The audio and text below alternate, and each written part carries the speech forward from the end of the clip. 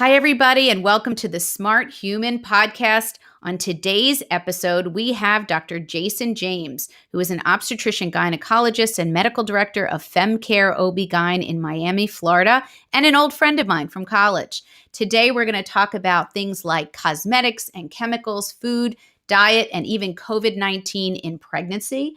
We'll discuss medical training as it stands in 2020 for obstetrician-gynecologists and a variety of other interesting, practical information that you can enjoy and share with others. So stay tuned and enjoy the show.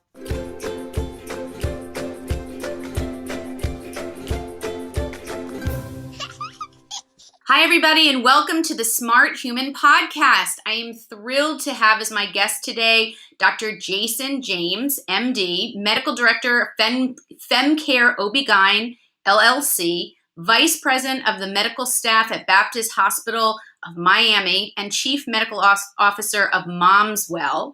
And also claim to fame, he is an old friend of mine, not that he's old, but we are old together, from college. We were pre-med students together in college. So I want to welcome Jason, my old friend, but also fabulous colleague, to the show. How are you doing, Jason? Hi, Ailey. So great to be here. Super excited. So happy that you are developing this really important podcast and promoting your book. And I think really valuable resources for all of our patients. And it's an honor for me to be here and to catch up with you. Well, it's a thrill to have you on, not only because I know your personality and how warm you are, especially with patients, but I'm also thrilled because you and I have a particular connection where we really feel strongly about environmental health, which to me is interesting because I have several OB-GYN friends that I trained with or went to college with or med school, and they don't really take an interest in this topic, whether it's their training, maybe they just weren't tickled by it, maybe they don't feel it's that important. But I guess I want to start by saying, how did you float to the top as my superstar friend OB-GYN who really just embraces this topic, spends lots of time with your patients discussing these topics, which, you have limited time. So tell me a little bit about what your thoughts are in terms of where you got exposure to the idea that environment affects human health, especially in utero exposure, and then why it took off in your mind and in your practice. Sure. So at the risk of aging ourselves and exposing us, I finished my residency in OBGYN in 2003. So now I've been in practice 17 years. And, even back then there was discussion in our training about environmental exposures. It was somewhat limited. And I fear that to a certain degree, what's being taught in training today is not much different than what was being taught in training way back when. We always talk about mercury in fish. We talk about cigarette smoke and alcohol and drugs and all that, what we call teratogens. Teratogens are chemicals that can cause birth defects. But as you know very well, it's not limited to these teratogens. There are toxins everywhere. In fact, I just read a really interesting statistic, which is that every pregnant woman in the United States of America will be exposed to at least 43 different chemicals during their pregnancy. And so, the repercussions are astounding. And I think that ACOG, which is the parent organization's American College of OBGYNs, I think is definitely concerned about environmental exposures. In fact, they put out practice bulletins and resources all the time.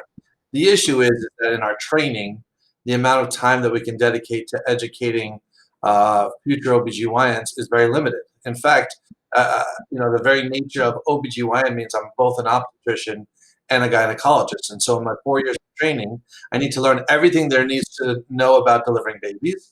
And I need to learn everything there needs to know about being a gynecologist and doing surgery. As those topics become more and more complicated, there's less and less time to focus on what might be considered to be less critical or less focused on. And so I think that's really why a lot of doctors today are not really well educated on the issues of environmental exposures. And my personal interest has come from just, practicing medicine. Patients ask us about, can I get gel manicures? Or, what about these medications that I've been prescribed? How many Diet Pepsis am I allowed to have? And can I really not have sushi during pregnancy? And so those issues have always been front and center of what happens in day-to-day practice. And I think I just wanted to become educated. And as you know, you were very kind in coming down to Miami and doing a grand rounds for our department and really raised some awareness in my department about the effects of environmental exposures on pregnancy, on reproduction, et cetera.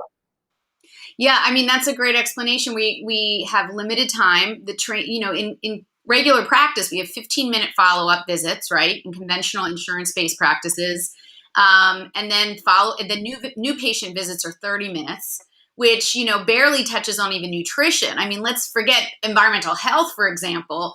How much nutrition do we learn in even med school right now? I mean, it's on average, it's 5 hours of nutrition training in 4 years of med school, even now in 2020. I mean, it's kind of absurd. And even, if there's a nutrition interest group, it's usually started by med students that have an interest in that area.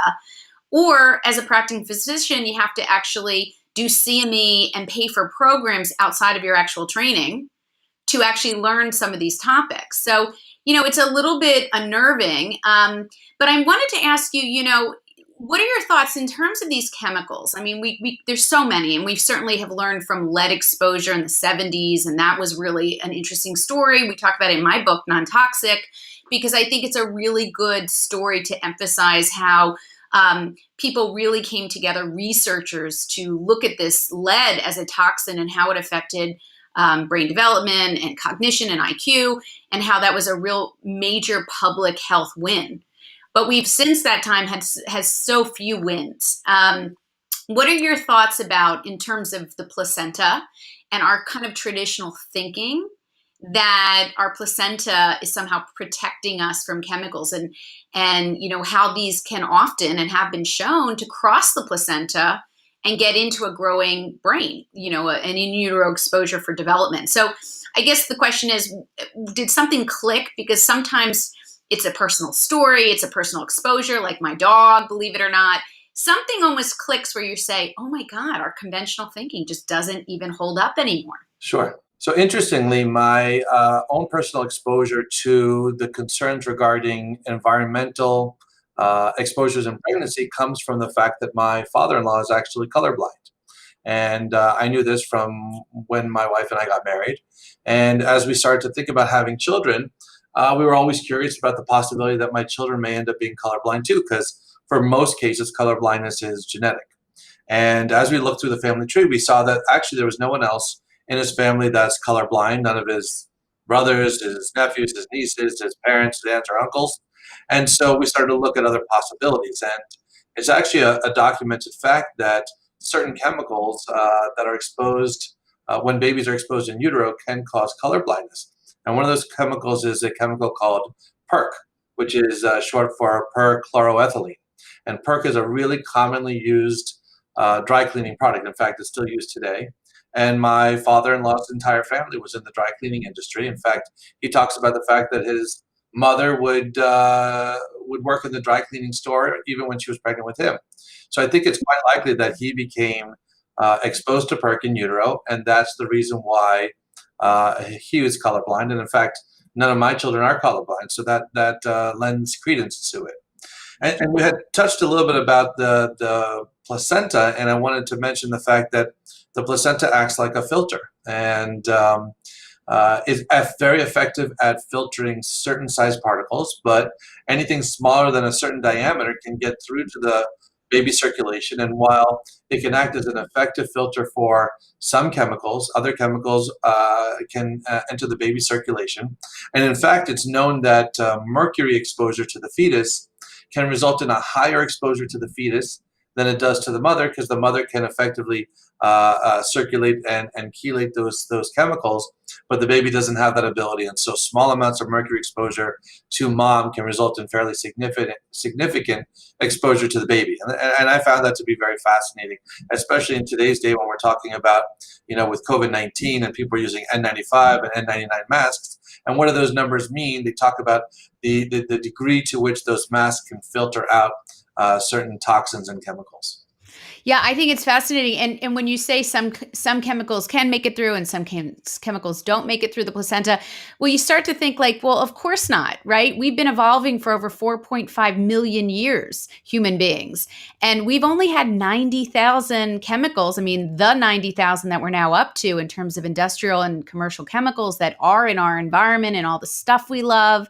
But that's only been the last 200 years of our entire existence. So how can we expect the placenta to have evolved or created mechanisms to block many of those chemicals? So it already makes sense that things are going to pass through. And I think even in 2005, you might have heard the study from Environmental Working Group where they actually looked at 10 random newborns, and they looked at their cord blood. They examined the cord blood, which is the blood that's in the umbilical cord at birth, and they found over 179 industrial chemicals in the cord blood of 10 random newborns. So yeah, it's crazy. We're being born polluted, essentially. And so the question really is, as a person like yourself, an OB-GYN, obstetrician, gynecologist, also family medicine, a lot of other specialties and other healthcare providers, what are the what are the common chemicals that you can tangibly share with everyday people in terms of their everyday exposures that may make a dent in all of these chemicals that are found in cord blood?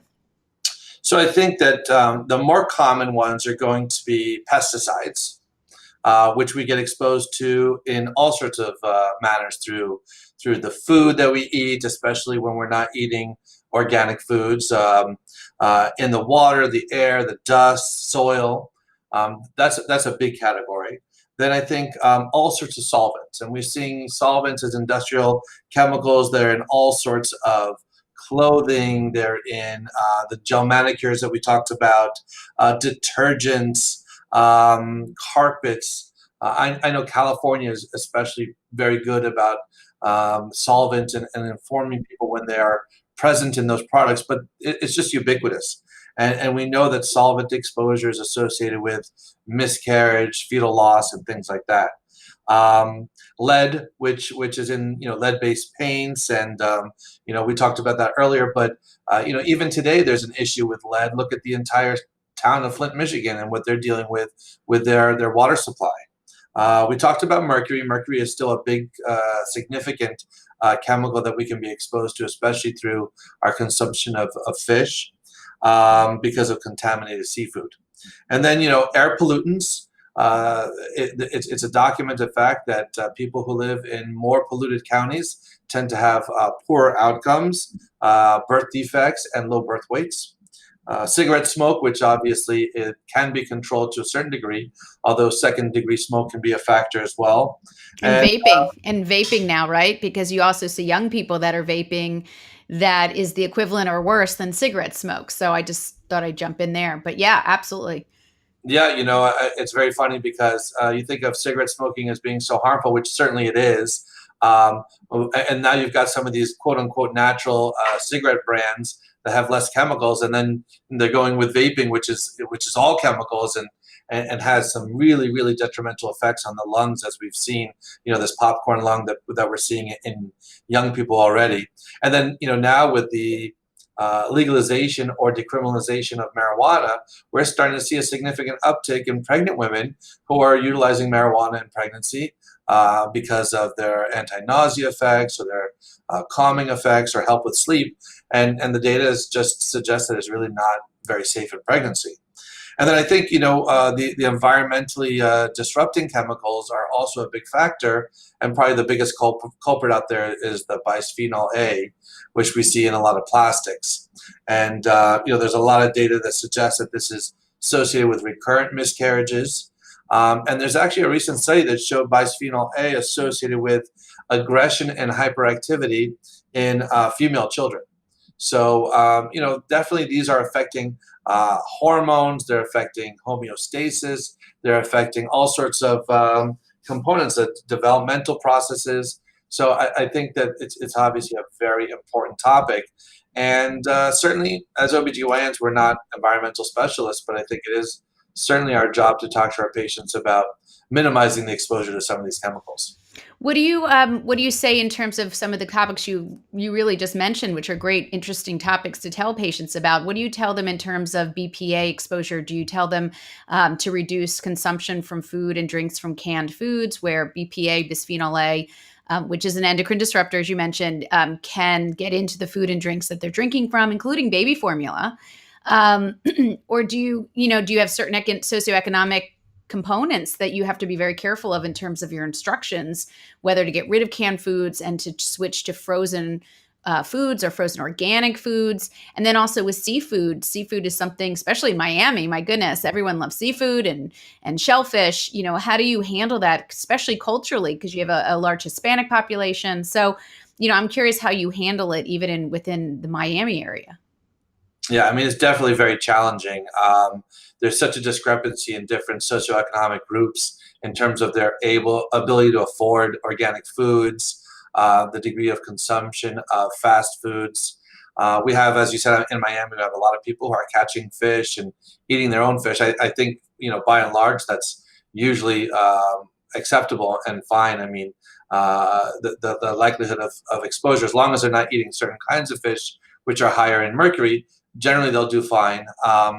As far as the bisphenol, the BPA, I think that's really complicated. I mean, you see a lot of the baby manufacturing companies that make products moving towards using glass bottles or BPA-free bottles. I think that's wonderful and great, but certainly it's not well known in the general population, and it's not always something that can result in an affordable option for a lot of our patients. So my role is obviously to educate them and to try and advise them to minimize their BPA exposure.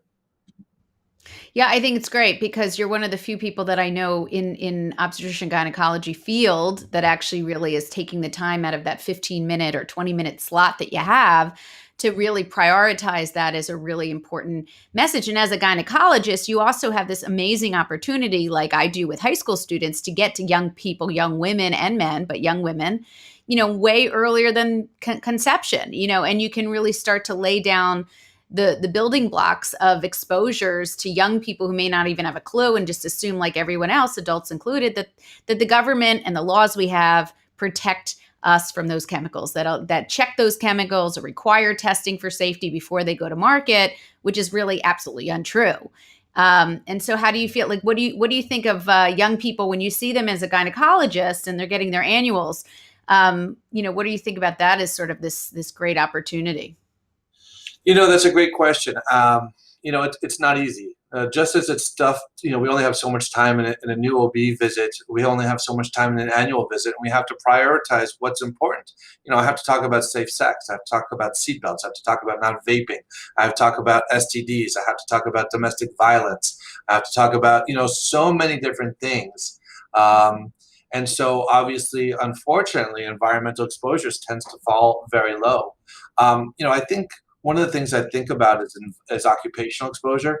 So when I know someone is doing a certain job that might expose them to higher than what we would consider to be the background level of exposure, that would make me think more about talking to them about exposure. So I remember when you came down and you talked to us, something that I learned that for some reason still sticks in my mind is that every time you go to a store and they give you that cash register receipt, the ink on that receipt is a toxin and can be an endocrine disruptor. And so, I always think about that. And I think about people who are, in the retail space. And I always give that little anecdote. And I don't take those receipts anymore either. But it's definitely a challenge. And I don't have a solution. I think to a certain degree, that's probably the role of a primary care doctor over a gynecologist. But as well as I do that for many, and in fact, most young women, the gynecologist is their primary care doctor. Unless they have a lot of medical problems, they're not going to see a PCP because they're already going to see the gynecologist every year, and we basically treat them for all of their ailments. And I think that it's a critical component that's missing, and I don't know that I have the solution for that.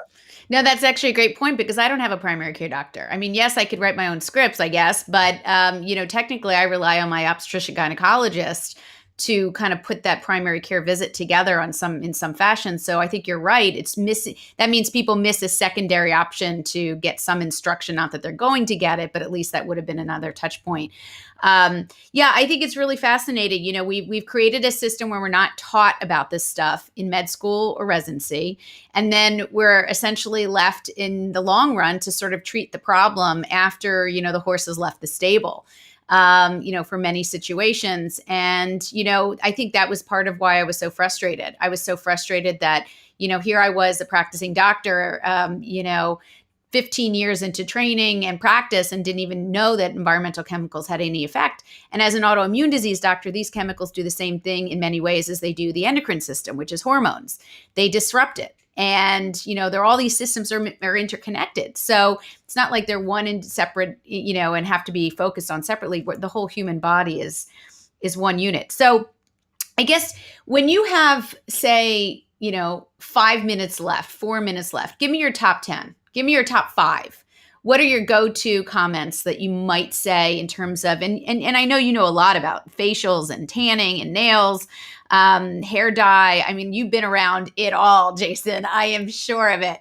So just, you know, tell me some interesting, funny anecdotal stories or something where you know, you look at someone's nails and hair and you're like, wow, that kid is just probably brewing in it. Do you really, you know, how do you handle that really gingerly so that you don't offend anyone about their nails and hair and their desire to, you know, to kick it? Yeah, you know, I think I look forward to the day when I hear a question I haven't heard before because, you know, we've heard them all. The latest, as I said, is, you know, the use of marijuana in pregnancy and thinking that that's safer than some of the other things that are out there. And maybe it is safer, but do we still advise? I think my number one overarching comment is that when we talk about pregnancy exposure, for the most part, we don't really know the effects of certain toxins or certain chemicals or products on pregnancy. And so the answer is always better safe than sorry, right? And moderation wins the game. So, you know, if you don't have to do something and we don't know the effect, then better safe than sorry to avoid it. So, yeah, I guess I could go through a list of kind of the top questions. So people ask, can they dye their hair in pregnancy? So there's no data that hair dye, the toxins in hair dye can affect it, but the scalp is a very vascular organ, can absorb a lot of chemicals. There are organic hair dyes. So whenever possible, I recommend organic. Try avoid in the first trimester, and highlights are fine because the highlights really don't go to the roots. And you know, I think timing is a really important question, right? So we have this period of time where what we call the teratogenic period, which is when the organs are forming, and that's the first trimester. So whenever possible, you really want to avoid exposures in the first trimester. I mean, ideally, you'd like to avoid them through all 3 trimesters, but whenever possible, if you need to be exposed, just wait until after the 14th week, and that will solve a lot of issues. It's not a cure-all because these chemicals and heavy metals accumulate over the entire pregnancy. But so hair dye we've mentioned. Patients ask if they can get massage. Massage is, I think, not only okay, but strongly advisable in pregnancy. Teeth whitening, that's a real relevant, recent thing where we've got chemicals that are being applied to the gums and the teeth, and then the ultraviolet light that is used to cure it. Advise not to do that in pregnancy. Lots of patients ask about manis and pedis. I think manis and pedis are great if you want to be nice to your OBGYN. Do your pedis frequently because we've got feet right next to our heads all the time. That being said, we do recommend not to do the gel manicures because the chemicals in the gel are basically solvents and they can be quite harmful. Hot tub, sauna, steam room are to be avoided in pregnancy because heat is is dangerous to babies in a certain degree. Hot shower and bathtub is okay, but avoid the really hot tubs and saunas. Facials, pregnant women ask us about facials, and I think facials are generally just fine as long as you're avoiding like the harsh peels or the microdermabrasions, and also better safe than sorry to avoid too many chemicals in the first trimester. Down here in Miami, we don't see a lot of it, but people do ask about tanning beds, especially up north. And the ultraviolet lights, again, should be avoided in pregnancy, so no tanning in pregnancy. Those, I think, are the main ones that we usually talk about. So I think that's a great list. And it's quite interesting. In fact, when you said teeth whitening, I immediately thought of fluoride, which, was recently found for women who ingested fluoride through drinking water actually can lower IQ in their infants. So, do you think about, I guess filtering water, that has become my biggest beef. But I'm not sure if that's easy for people to wrap their heads around. But I think in terms of volume, body mass index, and the fact that you have this sort of limited 9 to 10 month period, as you mentioned. If they could just clean up during the first trimester, maybe the whole 9 to 10 months. When isn't it like 39 weeks? I can't remember. It's been a while. But the idea that anything high volume is something that I tend to tell people about. Any habits that you're doing regularly, you may want to just tone down. I heard a really interesting quote from Irva Picciata, who's one of the UC Berkeley researchers who looks at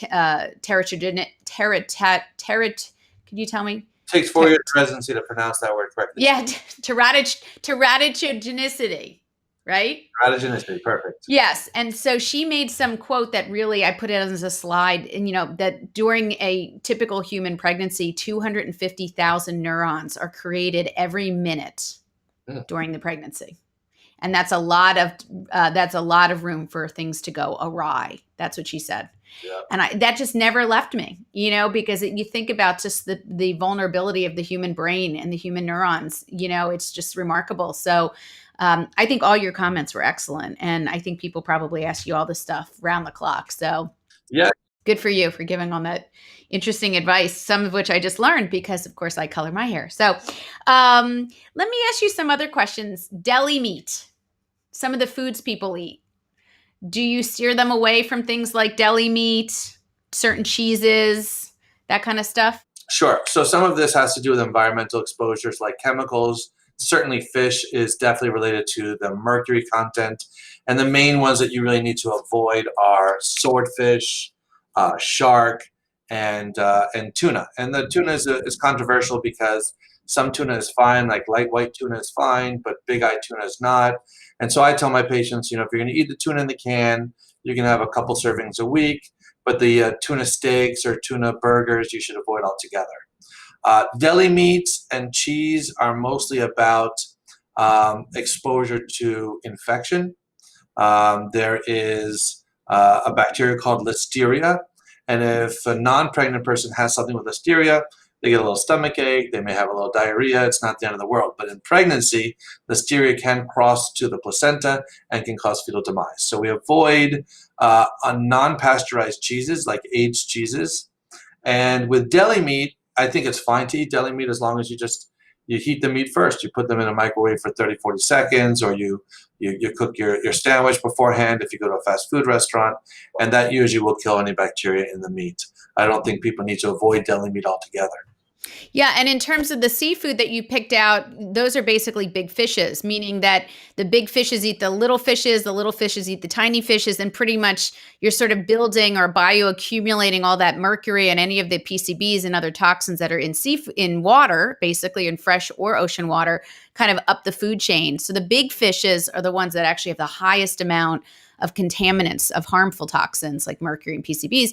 And I think that's great commentary because, people love their big fishes and, they even go out and catch them. And you want to stick with the small ones like, salmon and mackerel. And there's actually an acronym, SMASH: salmon, mackerel, anchovy, sardines, and herring. And so that's just a general rule, but yeah, tuna limited because of the mercury, and it's very hard for them to manage. So that's really interesting. And then in terms of deli meat, heating it kills it off, those bacteria. So chemicals you have to get rid of either by avoiding or washing off, packaging, food package, but bacteria, another risk to pregnancy. You can burn those suckers off by just heating to high temperatures or even boiling water, as people do in certain environments. So really good advice and really good information. So tell me, Jason, where do you see the future of environmental health, or I should say patient education with nutrition and anything like what would be your wish list if you had a way to redesign programming? What would be at the top of your list, and what would you sort of say is good, but maybe at the little bit lower on the list in terms of doctor education or healthcare provider education? Well, first off, I would say that, there's a whole bunch of specialties out there that people haven't even heard of. I mean, I would tell you that probably 80% of Americans have never heard of a functional medicine doctor. And then on top of that, there's nutritionists, there's even, a rheumatologist. A lot of people don't know about the specialty of rheumatology. And, we, to some degree, we're a little bit too segmented when it comes to medical care. People don't want to go to this doctor for this organ and this doctor for the other organ. I think in an ideal world, and I think probably the best practice approach to prenatal care would be that when a woman comes and she tells us that she's pregnant, that they get a separate visit that doesn't need to be with a physician necessarily. It could be with a nutritionist or a PA or a nurse practitioner that can really sit down and take the time to go over all the different exposures and the do's and the don'ts, because we basically pick and choose which ones to tell our patients about, because we can't go over all of them. And actually, in a true ideal world, pregnancies would not happen accidentally, and patients would come to us ahead of time and say, hey, I'm planning on having a baby. What do I need to know about? What do I need to change? And what do I need to do to optimize my pre-pregnancy health? So that's in an ideal situation. And my last commentary would be that, the American health insurance industry does a great job of covering, medical issues such as, cardiac and pregnancy and diabetes. But we do a terrible job at covering other equally important issues like mental health, nutrition, environmental exposures. And these things are just as important, especially when it comes to preventive care, as it does to taking care of disease. So the whole concept of primary prevention, I think, kind of falls by the wayside if we're not educating people about how to optimize their health through avoidance of contaminants and infection and disease. And so I would implore that we look at covering these very important areas throughout the entire lifespan of covered insurance lives. Yeah, I think it would be a great change. I think it's people have to kind of at this point go out and search for their own kind of education from practitioners. It's a lot of work on the side of a consumer. I will mention that we have in the book Non-Toxic that Dr. Vamsal and I put together an entire chapter on getting pregnant, being pregnant, and giving birth to young children, and what to think about in terms of detoxing out those harmful chemicals. Really easy changes to get rid of some of those common exposures that can affect pregnancy negatively. So I just wanted to required reading. Look. I hope. I wish. Cohen's Smart Human chapter on pregnancy. Yeah, no. So I appreciate that. And that was how it was written. It was written for everyday people. So thank you. And then tell me a little bit about MomsWell. You're part of this group and you're chief medical officer. Tell me a little bit about even mental health work that you're doing, because I think that's fascinating and something that maybe not a lot of physicians in general really put enough weight on. Yeah, so that parlays quite well with the fact that maternal mental health specifically and mental health in general is not really well focused on in our insurance system and in our country in general. We're seeing all sorts of issues with these mass shootings and other issues that really focus on the fact that mental health is at a crisis point in the United States of America. And especially now, as we're sitting in the midst of this pandemic, we're seeing mental health issues in all patients. Doctors are going through burnout. People stuck at home in quarantine are having more mental health issues than ever. And my focus is really primarily on maternal mental health. I've always had a interest in screening, diagnosing, and treating maternal depression or perinatal depression. Now really perinatal depression and anxiety, as they're definitely intertwined. And so what MomsWell does is it takes away the fear on behalf of the doctors to ensure that they are screening everyone appropriately. I think doctors are afraid that if they screen patients for depression, they may get a positive result, and then they freak out. What do I do with this? Who do I call? Is this patient going to commit suicide on me? And am I going to be liable? And what MomsWell does is it automates the process and provides the follow-up and the resources so that if you have an abnormal finding, you can ensure that they're handed off to the appropriate providers to make sure that that mom is taken care of appropriately. And it's a fantastic organization, and our hope is to just raise awareness. What's the contact for that? What's the website? And is it a national program or is it just local to Florida or Miami? So it's well, the website is getmomswell.com. MomsWell.com, and it's a national available program, but basically providers need to sign up in order to provide the screening tools. So really, this is more focused on the provider side to get people to say, hey, I want to screen for mental health. I just don't know how to do it, and I'm not comfortable. I wasn't trained, so walk me through it and hold my hand. And that's the idea there. That's wonderful. I mean, here you have doctors leading doctors. I think that's really, really quite impressive. So we're in the midst of COVID-19. I don't want to end on a negative note. We'll get back to something fun or positive, but let's talk about COVID-19 for just a few minutes, since this is such a raging topic. We're taping this at the middle, almost at Thanksgiving of 2020, and we're going back into a really bad time where people are quarantining, schools are closed. My kids just have to come home now. They're not allowed in school anymore. And I'm in New Jersey. So we're really in a pickle here. Tell me a little bit about what we now know months after this fiasco started. What do we know about pregnant women in terms of their risk, and what kind of, simple, statements or recommendations would you give right before Thanksgiving, where everyone sort of wants to plan to meet together? And what are your thoughts on that as a pregnant woman?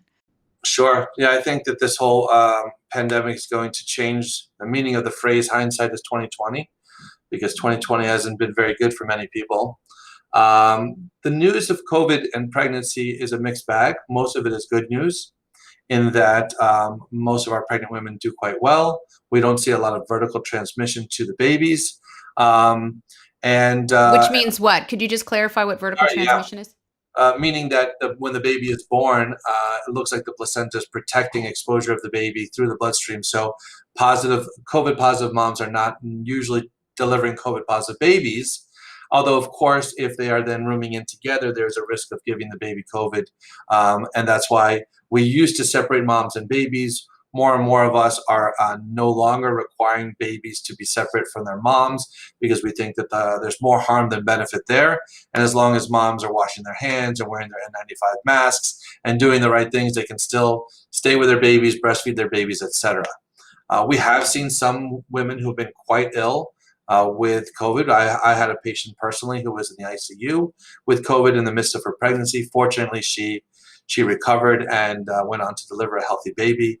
But I think the whole fact that this is what we call the novel coronavirus, the term novel means that this is brand new. We have never had anything like this before. And so we have no long-term data. And the jury is out in terms of how this may affect everyone who is exposed. And in fact, there was just a recent study that showed that there are psychological effects that come downstream from COVID infection. And we're not sure if this is from the stress of the infection or this is actually a neuropsychological adverse effect of the virus. And so the advice is that you are in a very important time of your life. You've got 9 months to incubate that baby, and as best as you can to socially isolate and do the right thing to avoid catching COVID-19 during your pregnancy and avoid passing on any potential adverse effects to your offspring. That's wonderful. Okay. I think that's really good advice. And, I think a lot depends on where you live and whether you make these decisions to get together. But I think it's really good to really be judicious and cautious and thoughtful, because we want to be around together next year, and we wouldn't want a tragedy because of our excitement this year to get together when we know there's a problem. So in sort of the end of this conversation, I just want to ask a couple questions, see if you can tell me, what are some of the funniest cravings that your patients have ever had, if you can think of anything? Tell me some of the funniest names of babies. I'm sure you have just an overwhelming amount of great names, great cravings, and other stories. So before we find out where to reach you and how to get in touch with you and follow up with you, just tell me something funny that would make us all, as non-OB-GYNs, kind of chuckle at what you experience on a day-to-day basis. So I'm sure all of you here have all sorts of funny cravings, pickles and ice creams and all those things. A couple of the interesting cravings. Well, there's actually a medical condition called pica, P-I-C-A, which is often associated with pregnancy and with some degree of iron deficiency. And a lot of those patients tend to want to chew on ice. But some patients chew on other things. And I had a patient recently who lives in a house on a canal, and at the bank of her canal are are rocks.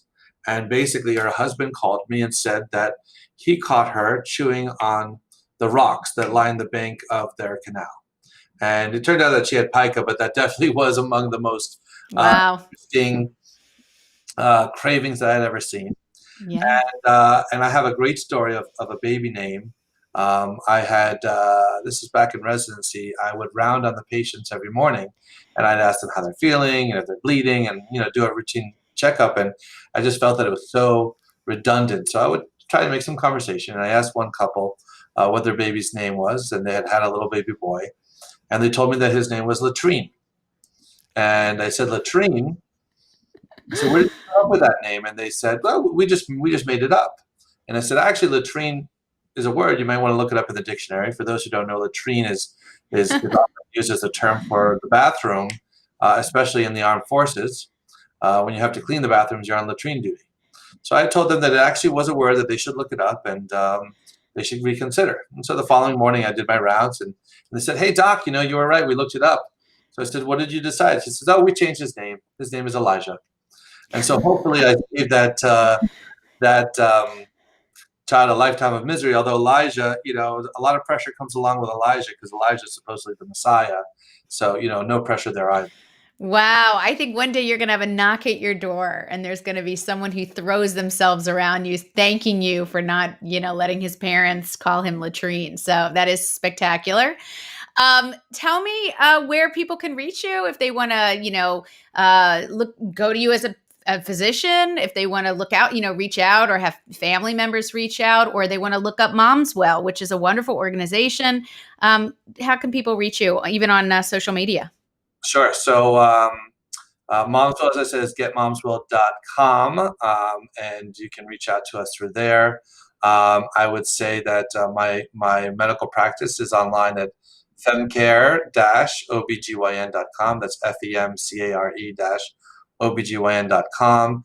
And probably the easiest way to find me would be through Twitter at Dr. Jason James, Dr. Jason James, spelled the way it sounds. And I'm very available and happy to respond to anyone who has questions, concerns, looking into how to better pregnancies and women's care in general in 2020 and beyond. Well, I think you're remarkable, not just because you're my good friend and I really just love our history, but just because you really are caring and you're expanding beyond the parameters of what conventional obstetrician gynecology training has really afforded you. So I think that's always remarkable. So thank you so much for being on the show and sharing your time with us and your information. And hopefully people will reach out if they have questions, and keep an eye out on you on Twitter. So thanks, Jason, for being here. Sure. Well, I think, if we can highlight one thing, I think that you'll have a lot of people listening, both patients and doctors. And I think that the answer is, you're a physician, I'm a physician, and we don't always have to think inside the box. We are in control of our own destiny. And I think that, that saying that says, if you enjoy what you're doing, you'll never work a day of your life. Find your passion, whether you're in medicine or anywhere else. Find your passion and find a way to make what interests you and what's important to you happen, and you'll never work a day in your life. That's I great wish you lots advice. of luck in your podcast, and looking forward to listening to all the episodes. And I like I said, I think your chapter on pregnancy should be required reading. So we'll figure out a way to make that happen. Awesome. Well, thank you guys so much for listening and for taking the time out of your busy schedule. And I look forward to sharing more episodes of The Smart Human with you. Have a wonderful day, safe holidays ahead, and be smart. So take care. Thank you.